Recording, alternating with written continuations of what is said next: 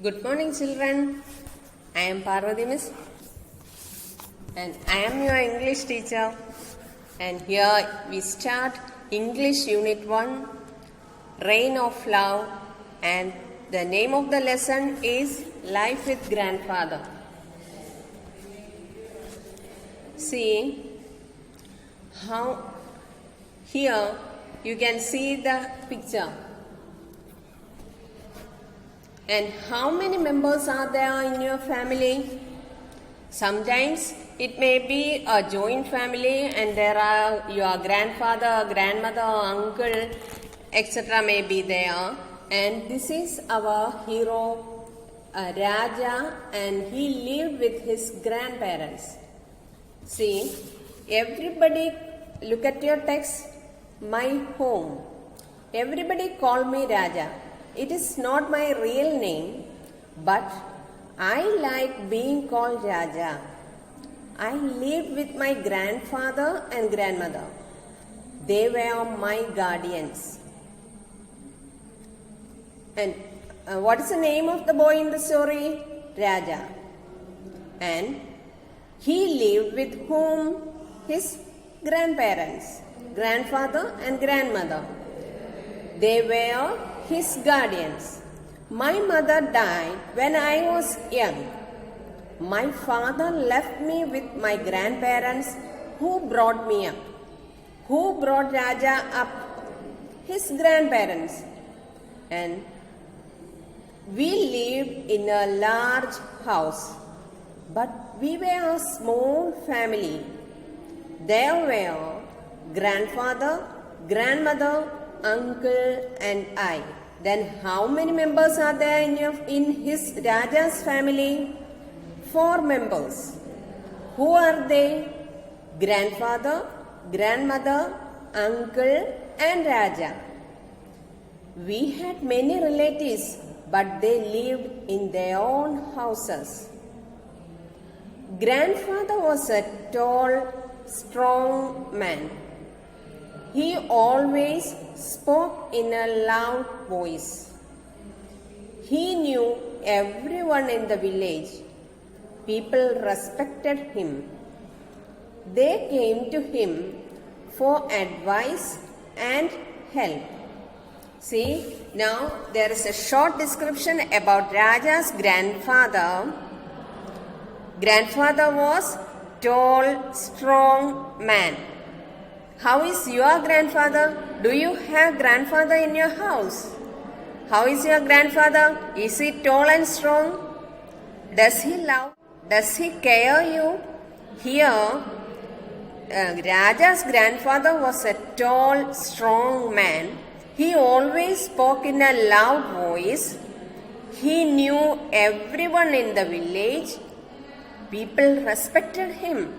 They came to him for advice and help. Why did the people come to the grandfather of Raja? For advice and help. See,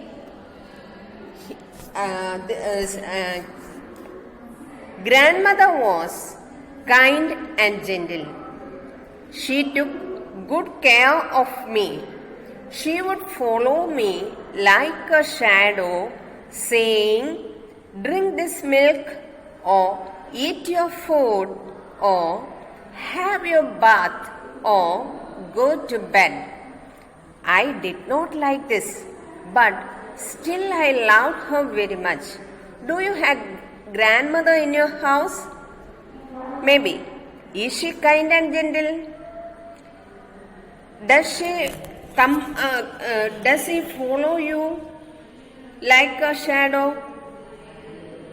Does she tell you to drink milk, eat food, have your bath, go to bed, etc.?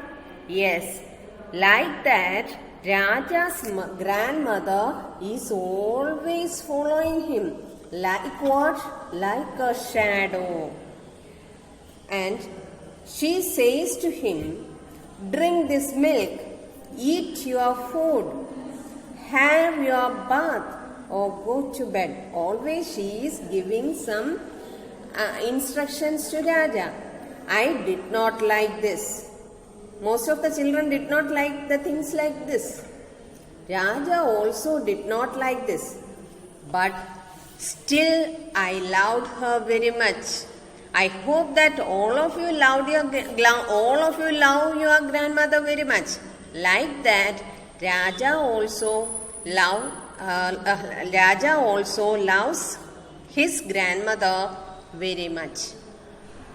Do you understand the lesson? What's the name of the boy in the story?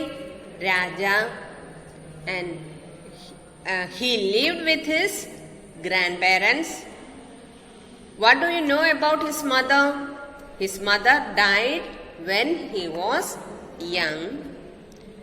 And who are the members in his family? Grandfather, grandmother, uncle and Raja.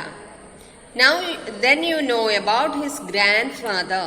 Grandfather was a tall, strong man. He always spoke in a loud voice. He knew everyone in the village. People respected him. They came to him for advice and help. These are the things that you know about grandfather. And next is grandmother. She was kind and gentle. She took good care of him. And always she always follows him. See? And do you understand this? And okay, children, we can continue this lesson in the next day. Hi കുട്ടികളെ, ഞാൻ നിങ്ങളുടെ Merin miss. നമ്മൾ ഇന്ന് പഠിക്കാൻ പോകുന്നത് മലയാളമാണ്. എല്ലാവർക്കും മലയാളം പഠിക്കാൻ ഇഷ്ടമല്ലേ? മലയാളത്തിന് 2 പുസ്തകങ്ങളുണ്ട്. ഒന്ന് കേരള പാഠാവലിയും അടിസ്ഥാന പാഠാവലിയും. ഇന്ന് നമ്മൾ പഠിക്കുന്നത് കേരള പാഠാവലിയിലെ ആദ്യ യൂണിറ്റിലെ നിറം എന്ന പ്രാരംഭ പ്രവർത്തനമാണ്. നിറം എന്ന് പറയുമ്പോൾ നമ്മുടെ മനസ്സിലേക്ക് പലതരം വർണ്ണങ്ങൾ കടന്നു വരും അല്ലേ? ഈ വർണ്ണം എന്ന വാക്കിന് അർത്ഥങ്ങൾ പലതുണ്ട്. വർണ്ണം എന്ന് പറഞ്ഞാൽ നിറം എന്നുള്ളൊരർത്ഥമുണ്ട്. അതുപോലെ തന്നെ അക്ഷരങ്ങൾ എന്നൊരർത്ഥമുണ്ട്. ജാതി, വർണ്ണത്തിന് ജാതി എന്നും പറയാറുണ്ട്. അപ്പം പലതരം അർത്ഥം വർണ്ണം എന്ന വാക്കിന് ഉണ്ട്. അപ്പം ഈ നിറം എന്ന പ്രാരംഭ പ്രവർത്തനം ഒരു പ്രകൃതി വർണ്ണനയാണ് കൊടുത്തിരിക്കുന്നത്. അപ്പോൾ ആ പ്രകൃതി വർണ്ണന എന്താന്ന് നമുക്കൊന്ന് വായിച്ചു നോക്കാം. അല്ലെ, പ്രകൃതിയിലെ നമ്മൾ ഇത് വായിക്കുമ്പോൾ തന്നെ നമ്മുടെ മനസ്സിലേക്ക് ധാരാളം കാഴ്ചകൾ, പ്രകൃതിയിലെ കാഴ്ചകൾ, ചില കാഴ്ചകൾ നമ്മുടെ മനസ്സിലേക്ക് കടന്നു വരും. ചില കാഴ്ച, നമ്മളിപ്പോൾ പ്രകൃതിയിൽ ഒരു കാഴ്ച കണ്ടാൽ ചില കാഴ്ചകൾ നമ്മുടെ മനസ്സിൽ നിന്ന് മാഞ്ഞു പോകില്ല അല്ലേ? അങ്ങനെയുള്ള ഒരു കാഴ്ചയുടെ വിവരണമാണ് ഇതിൽ കൊടുത്തിരിക്കുന്നത്. മിസ് വായിക്കുന്ന ശ്രദ്ധാപൂർവം കേൾക്കണേ. പുൽപ്പരപ്പ്, മുന്നിൽ നീലത്തടാകം, ഓരത്തോട് ചേർന്ന് വെള്ളാമ്പലുകളും ചെന്താമരകളും, നീന്തിത്തുടിക്കുന്ന അരയന്നങ്ങൾ, നിറയെ പൂത്തുലഞ്ഞ് ചാഞ്ഞു നിൽക്കുന്ന വൃക്ഷത്തിലേക്ക് പറന്നിറങ്ങുന്ന പക്ഷികൾ, അപ്പുറത്ത് നീലമലനിരകളുടെ മതിൽക്കെട്ട്, ആകാശത്ത് വെള്ളമേഘങ്ങളുടെ പഞ്ഞിക്കെട്ടുകൾ. അപ്പോൾ ഇത് കൊടുത്തിരിക്കുന്നത് ഒരു വാങ്മയ ചിത്രമാണ്. വാങ്മയ ചിത്രം എന്ന് പറഞ്ഞാൽ എന്താണെന്നറിയുമോ നിങ്ങൾക്ക്? സാധാരണ ഒരു ചിത്രം എന്ന് പറയുമ്പോൾ ഒരു ചിത്രകാരൻ വരകൾ കൊണ്ടും, അല്ല വരയ്ക്കുന്ന ഒരാൾ വരകൾ കൊണ്ടും വർണ്ണങ്ങൾ കൊണ്ടും, വർണ്ണം എന്ന വാക്കിൻ്റെ അർത്ഥം മിസ് നേരത്തെ പറഞ്ഞു തന്നു, നിറങ്ങൾ കൊണ്ടുമൊക്കെ ചിത്രം വരയ്ക്കുന്നു. അത് കാണുന്ന ആസ്വാദകർ അത് കാണുകയും രസിക്കുകയും ഒക്കെ ചെയ്യും. അത് ചിത്രകാരൻ ചെയ്യുന്നു. അതുപോലെ തന്നെ കവികളും സാഹിത്യകാരന്മാരും ചിത്രങ്ങൾ നിർമ്മിക്കാറുണ്ട്. എങ്ങനെയാണെന്നല്ലേ? അപ്പോൾ കവികളും സാഹിത്യകാരന്മാരും ചിത്രങ്ങൾ നിർമ്മിക്കുന്നതിന് അവരും ഉപയോഗിക്കുന്ന വർണ്ണമാണ്. പക്ഷെ അവരുപയോഗിക്കുന്നത് നിറമല്ല, അക്ഷരങ്ങൾ എന്ന വർണ്ണമാണ് അവരുപയോഗിക്കുന്നത്. അപ്പോൾ വാക്കുകൾ കൊണ്ട് മാത്രമാണ് കവികളും സാഹിത്യകാരന്മാരും ചിത്രങ്ങൾ നിർമ്മിക്കുന്നത്. അതിനെയാണ് വാങ്മയ ചിത്രം എന്ന് പറയുന്നത്. അപ്പം വാങ്മയ ചിത്രം, നമ്മൾ ഈ നിറം എന്ന പ്രാരംഭ പ്രവർത്തനം മിസ് വായിച്ചപ്പോൾ നിങ്ങളുടെ മനസ്സിലേക്ക് കുറേ ചിത്രങ്ങൾ കടന്നു വന്നു. ആ ചിത്രങ്ങളെയാണ്, അതിനെയാണ് വാങ്മയ ചിത്രം എന്ന് പറയുന്നത്. ഇപ്പം മിസ് പറഞ്ഞ ഈ പ്രകൃതി വർണ്ണനയെ അത് വാങ്മയ ചിത്രമാണ്. വാങ്മയ ചിത്രത്തെ നിങ്ങൾ നിറങ്ങളൊക്കെ കൊടുത്ത് ചിത്രമാക്കൂ എന്നാണ് അതിൻ്റെ താഴെ കൊടുത്തിരിക്കുന്ന ഒരു പഠന പ്രവർത്തനം.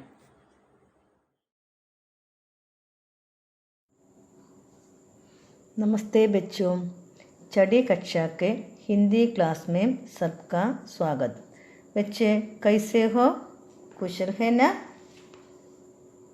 घरों में सुरक्षित रहकर इस ऑनलाइन क्लास देखो. इक्का एक यह चित्र है. चित्र देखो. चित्र में क्या क्या है? चित्र में क्या क्या है? चित्र में एक लड़का है. लड़का बॉय, लड़की गर्ल. यह चित्र किसका है? यह चित्र क्या है? यह चित्र में पेड़ है. पेड़ के ऊपर क्या है? पेड़ के ऊपर एक चिड़िया है. चिड़िया बर्ड. पेड़ के नीचे क्या क्या है? मोर पीकॉक, खरगोश रैबिट, मेढक फ्रॉग, सांप स्नेक, हिरन डियर,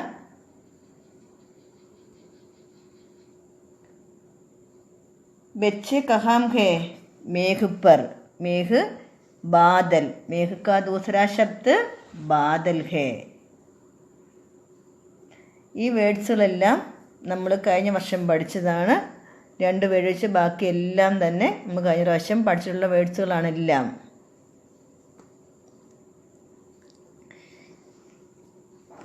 चित्र में लिखा है पानी नहीं बरसता जीवन है. पानी नहीं बरसता जीवन है.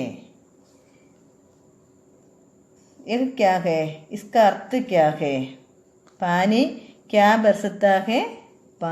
बादल क्या बरसता है? पानी बरसता है. पेड़ पर पत्ते नहीं है. कारण क्या है? पेड़ पर पत्ते नहीं है. कारण पानी नहीं है. ധർത്തി सूखा है. ഭൂമിയൊക്കെ ഉണങ്ങിയിരിക്കുകയാണ്. പേട് പർ പത്തേ നഹി ഹെ. വൃക്ഷത്തിലൊന്നും ഒരു ഇലകൾ പോലും ഇല്ല. ഇലയൊന്നും ഇല്ലാതെ ഉണങ്ങി നിൽക്കുന്ന വൃക്ഷം. ധർത്തി ഭൂമിയെല്ലാം ഉണങ്ങി കിടക്കുന്നു. പാനിക്ക് ബിനെ ഹാം ജീ സക്തേ ഹോ? വെള്ളമില്ലാതെ നമുക്ക് ജീവിക്കാൻ സാധിക്കുമോ? നഹി ഹെ. ഹമേം ജീനെ കെ ലിയെ പാനി ആവശ്യക് ഹെ. ബാദൽ പാനി ബർസത്താ ഹെ.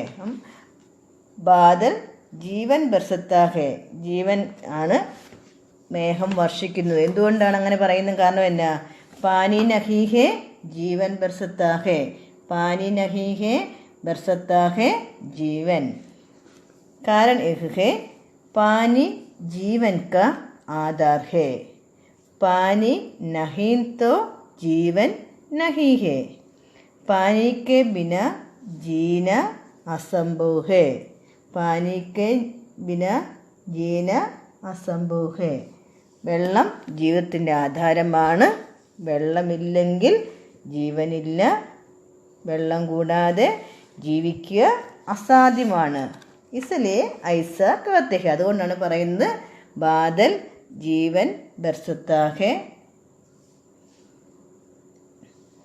लड़का और लड़की कहाँ किस पर बैठते हैं? मेघ पर. किसके? मेघ पर. Okay. Good morning, dear students. How are you? Hope all of you are fine. Today is our first online class. As it is not possible to take a regular class in this present condition, so we are forced to take class through online. So I am going to teach the first lesson of social science of this academic year. Okay dears, let's start our topic. Our first lesson is about the medieval India, the centers of power. Our first chapter is about the medieval India, the centers of power. In this chapter, we will study about the medieval period and also Delhi as a center of power. Our chapter starts with a letter. In this letter, River Yamuna is talking about the Delhi. Let's read the letter. Friends, I am the River Yamuna. You might have heard of me. I am one of the tributary of the Ganga, the longest river in India. I originated from Yamunotri in Uttarakhand. Delhi is the one of the important cities on my way. The Qutub Minar, the Iron Pillar of Mehrauli, the Juma Masjid, the Red Fort, the India Gate. Many such majestic historical monuments can be found here. Delhi has witnessed the rise and fall of several dynasties. Now I will play a video. This video is about the corresponding letter.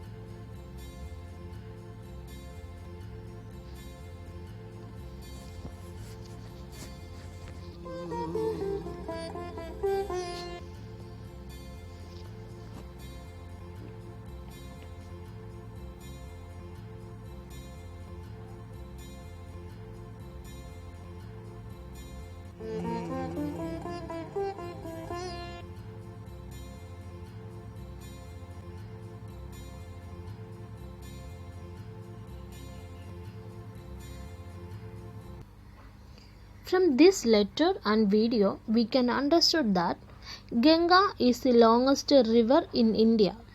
River Yamuna is the one of the tributary of this Ganga. Then Yamuna originated from the Yamunotri in Uttarakhand, and Delhi is the one of the important cities on the bank of river Yamuna. Then many important historical monuments can be found in Delhi, such as Qutub Minar, Iron Pillar of Mehrauli, Juma Masjid, etc. Then our next topic is medieval period in Indian history. What is medieval period? The period between 8th century to 18th century is generally known as medieval period. I repeat, the period between 8th century to 18th century is generally known as the medieval period. Okay, dear students, let's move on to the next topic, that is across the topography of Delhi. First of all, observe the map given below. From this map, we can understand Delhi is situated in between Indo-Gangetic Plain, Aravalli mountain ranges and river Yamuna.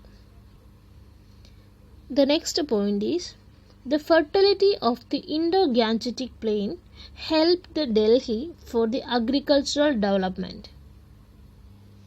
The next point is the Aravalli mountain ranges helped Delhi to resist the attacks of enemies. The huge rocks or the massive rocks of the Aravalli mountain ranges provide the stones for the construction of fort and buildings. The river Yamuna facilitated water transportation and enough water supply for Delhi. It was the geographical features that helped the Delhi for their development. These are the important geographical features that attracted the rulers to Delhi. The point is, first one, the Aravalli mountain ranges helped Delhi to resist the invasions of enemies. Second point is, the huge rocks of these mountain ranges or the huge rocks of Aravalli mountain ranges provide the stones for the construction of fort and buildings. The last point is, the river Yamuna facilitated water transportation and ensured enough water supply for Delhi. Then I am going to ask a question. What were the geographical features that motivated the rulers to opt Delhi as a center of their power? This is the question. Can you say the answer? I repeat the question. What were the geographical features that motivated the rulers to opt Delhi as a center of their power? Okay. The answer is the first point. What is the first point? The first point is the huge rocks of Aravalli mountain ranges supplied stones for the construction of fort and buildings. Next point is the Aravalli mountain ranges helped Delhi to resist the attacks of enemies. And third point is the river Yamuna facilitated water transportation and enough water supply for Delhi. This is about today's topic.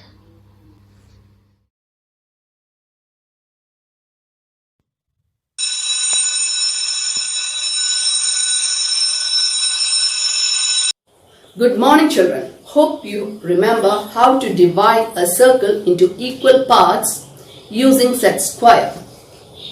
A circle can be divided into 3 parts, 4 parts, 6 parts or 8 parts using the corners of set square.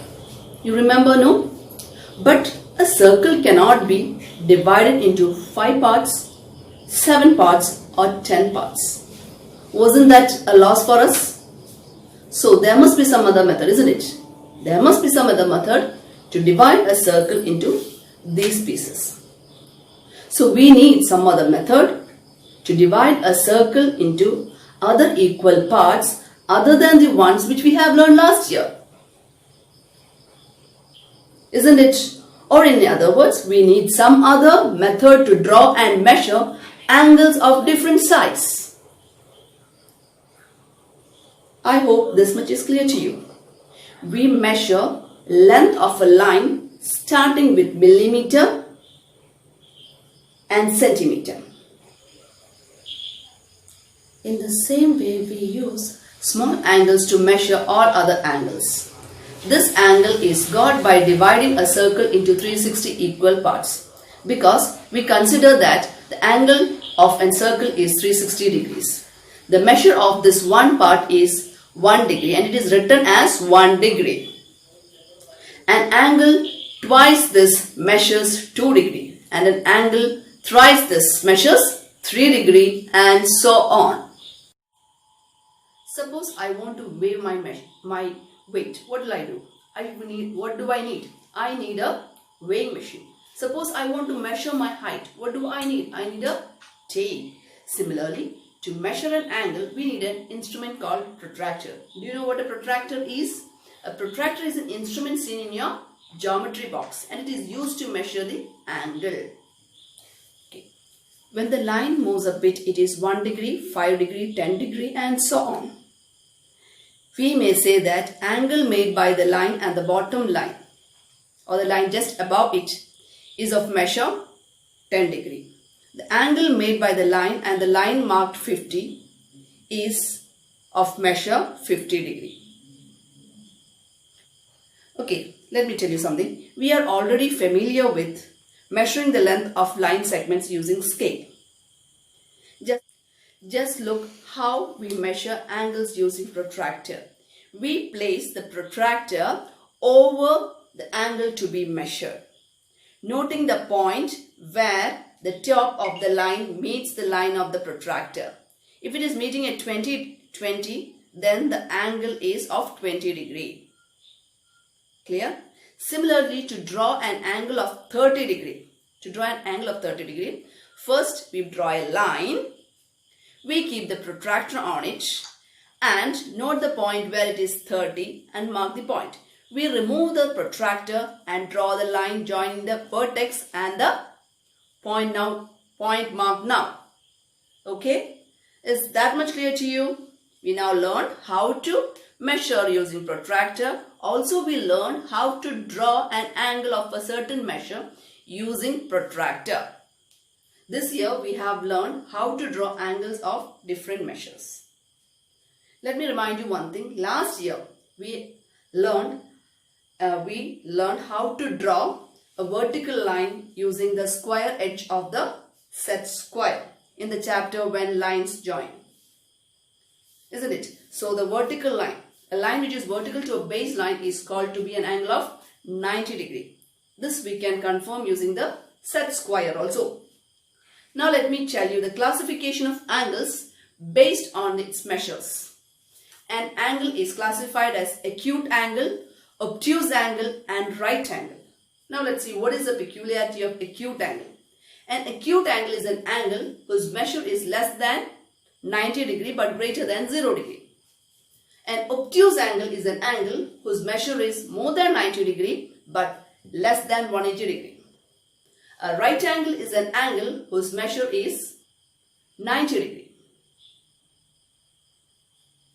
Okay, these are the three classifications.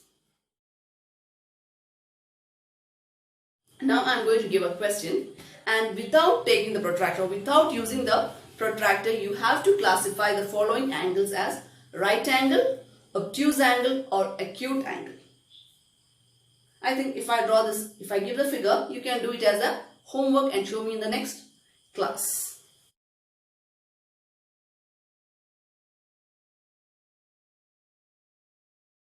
Now let me explain how to name an angle. An angle is named using English letters A, B, C. Now B is the vertex, AB is the arm, BC is also the arm of a angle. Always an angle is named using English alphabets. Now if I am asking you to construct angle ABC of a particular measure, say I ask you to draw angle ABC of 35 degree, what will you do? You need a protractor, right? First you draw the initial line, you keep the protractor over it, mark the point 35, remove the protractor, join the lines and mark inside 35 degree and you name the angle ABC, X, Y, Z, whichever you want you can do. Okay, let me give you a few questions as homework. Draw angles of the following measures using protractor. First one 40 degree, second one 70 degree, third one 90 degree, fourth one 95 degree. So here I have just given you one obtuse angle. That is, which is the obtuse angle I have given as homework? It's 95 degree. So let's learn more about angles in the next class. So you do these two homeworks, these two questions as homework and try to show me in the next class. If you have any doubts, you can get it cleared from me, okay? If you have any doubts, you can ask me now. To be more peculiar, let me tell you 2-3 suggestions. That is, you should use a scale with good gradation, with even surface. Use a pencil which is sharp, not blunt, okay? And try to be precise in marking the points. When you are marking 5 degree or 7 degree, then you have to mark it precisely. If you mark here in 6 and you get 36 instead of 35, so that will go wrong. So be precise in marking the angles. Okay? Okay children, bye. This is for the time being. Let's meet in the next class. Bye.